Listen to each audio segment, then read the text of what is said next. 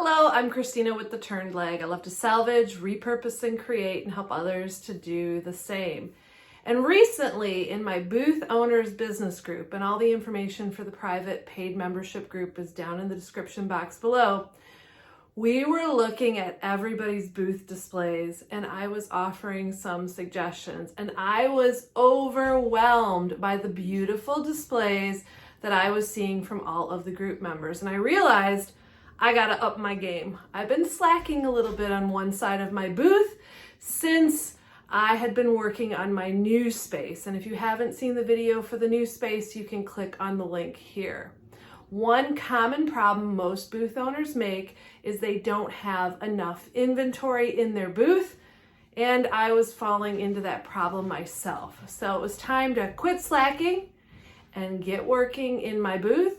I'm also going to show you where I found some inspiration for future displays, so stay tuned. I've had a booth at Plaza Antiques and Collectibles Mall since 2015, and my booth has grown from an 8x10 to what I have today. And although I am so grateful for my larger space, it is a lot of work and it really keeps me on my toes.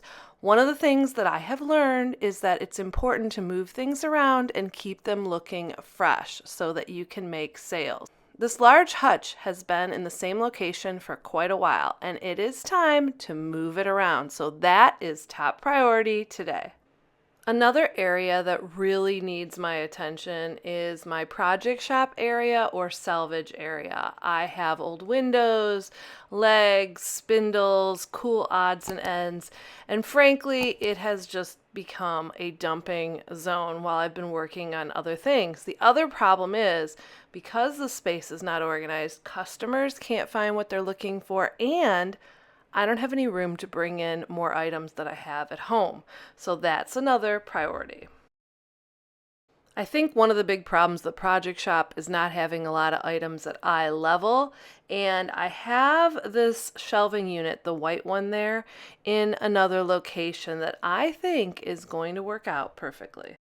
I want to tell you, I set up my camera to tape the whole process of me revamping my salvage area, and it didn't tape. So insert a whole bunch of like cleaning, reorganizing, taking things down. The whole point of putting in that shelf was to raise things at eye level. And let's take a look at how everything turned out. It always amazes me what a little bit of time spent in your booth can do and how everything can look new and fresh. This is my new entrance. I also created a few new vignettes in my area. And I've moved the hutch just a few feet to the left to give this space a whole new look. I brought in more salvage and cool things. I'm going to show you the salvage shop in a second. I also brought in a bunch of new items that I had at home that were kind of in my cast off pile. I wasn't sure I'd bring them in, but frankly, I have the space and I need to get the things out of my garage. So here's a little friendly reminder to all of you that have like a death pile at home. Bring it in when you have the space. Why spend more money on items that you don't need to be spending the money on? I also had to rework this space because I took out the table and the white shelf, but I added this little china cabinet. And let's take a look at the new salvage area. I really like that I brought in the white bookcase to put all of the little salvagey items and to organize them into boxes. It really makes a difference. I also reorganized the legs, the spindles, and the windows and screens and brought in new items. All this organization led to more sales in the area, so it's telling me I'm on track. Not sure about the salvage door here. I think it blocks the display, but right now that's the only place I have for it. After I finished working on my booth, it was time to get a little booth inspiration. And sure, I can travel to other places to look at cool displays, and I've done that. In fact, you can check out this video here for some good inspiration. But honestly, the best inspiration for me comes from the other dealers at Plaza Antiques and Collectibles Mall in Lincoln Park, Michigan. They are all on their A game, And they're always bringing in fresh new things and just giving you great ideas for cool things that you can do for your display. I love to explore Plaza Antiques Mall. There are over 70 dealers and they are always bringing in the coolest things and doing the neatest displays. So lots of inspiration here. Things are always changing. This display is new to the mall and it does a really cool thing with lights. Inside, as you look, different things are lit up, which helps your eye to travel. There's also a good sense of humor throughout this display too.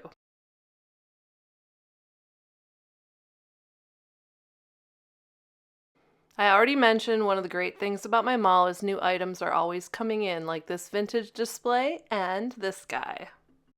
Having a theme in your booth or your area is really important. You can see that obviously this one is automotive and signs, and then right next to it we have a feminine booth, and I love the end cap here. And isn't this a great display for jewelry or little trinkets? There's also a real great example of color blocking display. Like colors together, just make everything look a little nicer. As we go to another booth, we're going to see another great end cap and good use of humor. The peanut M&M guy is an excellent attention getter for a booth. This dealer also uses every inch of his space. Always look up! This dealer has revamped his space too with lots of new items. I loved the theme wall. We have a beer sign wall. If you have a lot of something, group it together. He also does a good job. He's got pet statues in one spot here too. Now, I've shown this booth before, but new items are always getting added here. I really am impressed because if you spend a little extra time on the bones in your booth, I think it just makes all of your items look cooler. It also makes shoppers want to visit your space. So if you're debating, should I do that extra little thing? Yes, you should. And here's another booth with really cool bones. This booth is a great example for adding shelves. It also has a different color back wall, which is creating a focal point.